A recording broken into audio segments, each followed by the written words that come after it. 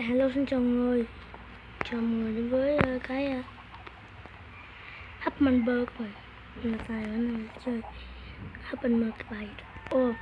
Vậy bây giờ phim ba anh em ra bò cù chung này phần nữa nha. Nói chung là bị cái địch tấn công. What the hell? Các bạn nè, một cái địch rất tấn công là trụ sở. Ủa nhóm mình ở đây sao? Hay hả? Ủa này bị tấn công vào trụ sở.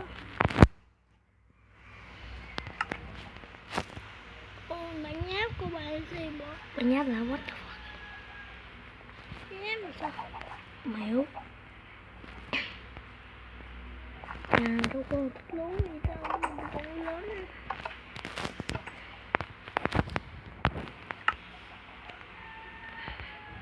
Biết Tết cái là xong Tết.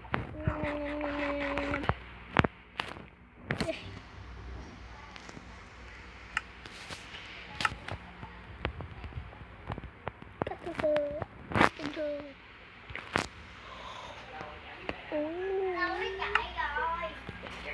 Em mình với anh mình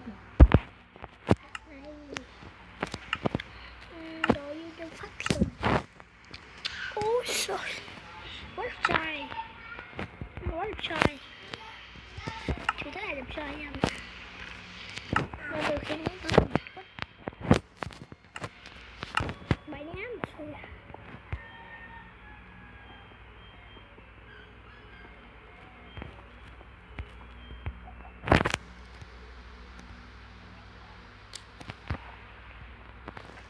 Mình đây là tôi bao nhiêu cái thù. Đây mà bây giờ nó có những sự hưởng thù. Một tấm đấu hết, một tấm chết. Giết hết mọi lần. Mà ta đã phải rồi. Ta va. Nó nhầm rồi. Ôi thù.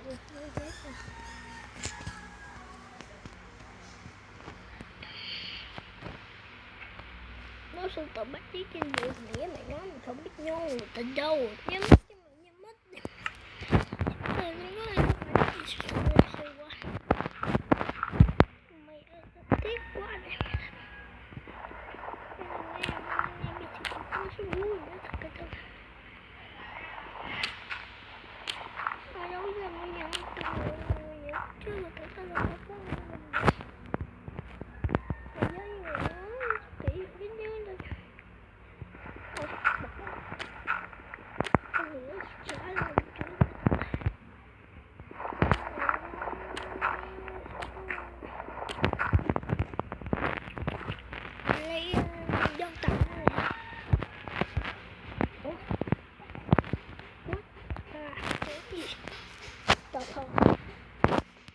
Tầm thường ấy, em không có nghĩ đen đâu, đừng lo.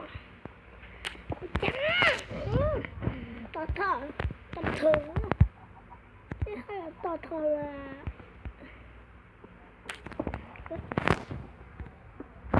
ủa sao mình ngáo thế không biết.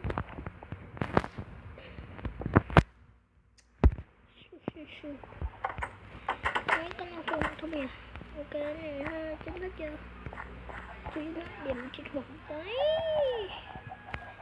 Luôn rồi làm gì cơ rất là công bằng. Đi làm gì thừa thải. Ủa không luôn. Giờ phải cách nữa thừa thải thôi.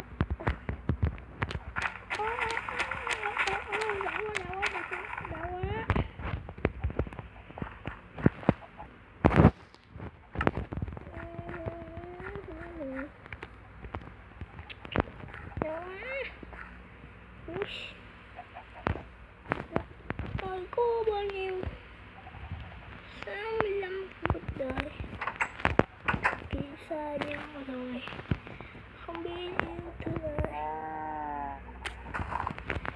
khi xa yêu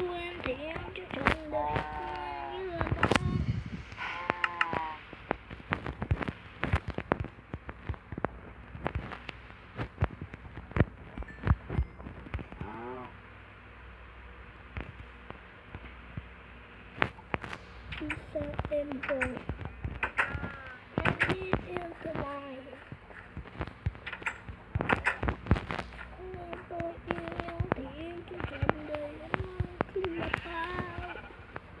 Ai nhạc nhãn một có bài đặt hàng.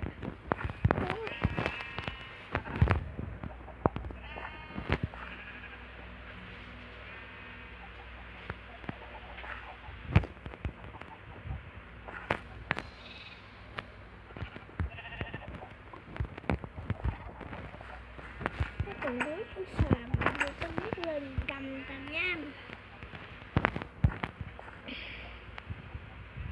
Người ta coi giờ phóng đại tôi biết là mình nghèo không đủ chứ đừng như người ta.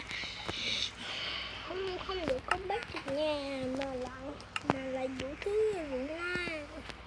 Tôi không có tiền bạc nó sẽ căn nhà đẹp như thế mà tôi đang khách trọ bây giờ thôi bay trẻ.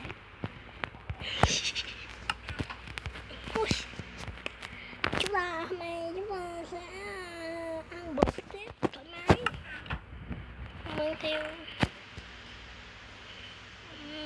tám này cho buổi sáng. Đừng hơi miếng nhẹ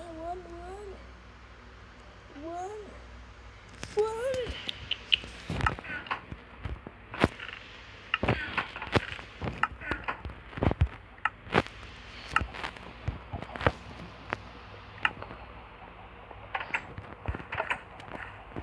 Rồi con tôi với thôi. Con tôi bị ban nè. What? Oh, wow. Mang xích của nhau. Tầm xàm. Ít nói chuyện bữa. Bây giờ bồ bắt thêm cái đèn cho không? Tốt 100 rồi, mới bị chửi. Chửi cô nữa. Tôi biết là mình loại quỷ gì luôn đó trời. Chửi cô cười. Đúng là hình tối tài mà.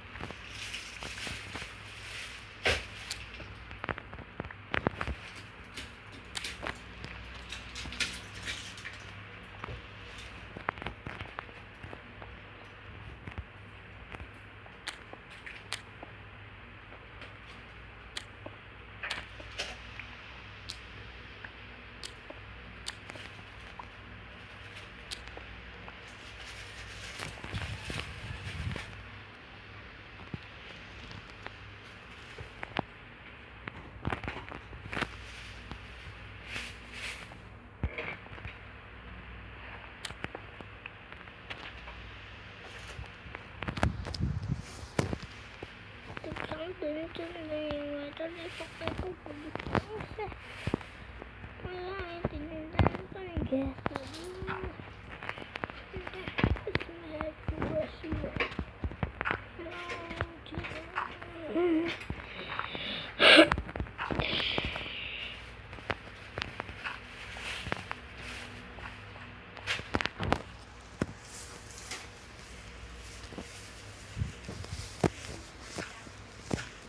Được rồi.